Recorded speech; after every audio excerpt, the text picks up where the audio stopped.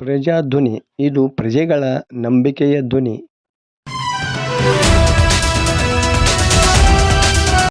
ವಾರ್ತಾ ಮತ್ತು ಪ್ರಸಾರ ಸಚಿವಾಲಯ, ಕೇಂದ್ರ ಸಂವಹನ ಇಲಾಖೆ ಹಾಗೂ ತಾಲೂಕು ಆಡಳಿತ ಇವರ ಸಂಯುಕ್ತ ಆಶ್ರಯದಲ್ಲಿ ಮಂಗಳವಾರ ಲಕ್ಷ್ಮೇಶ್ವರದ ಪ್ರೌಢಶಾಲೆ ವಿದ್ಯಾರ್ಥಿಗಳಿಗಾಗಿ ಜಾಥಾ ಹಮ್ಮಿಕೊಳ್ಳಲಾಗಿತ್ತು.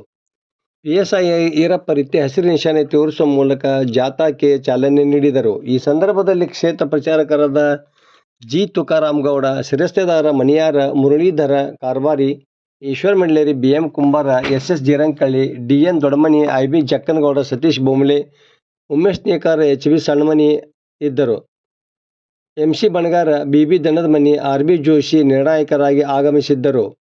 ವರದಿ ನಾಗರಾಜ ಹಣಿಗೆ, ಪ್ರಜಾಧ್ವನಿ, ಲಕ್ಷ್ಮೇಶ್ವರ.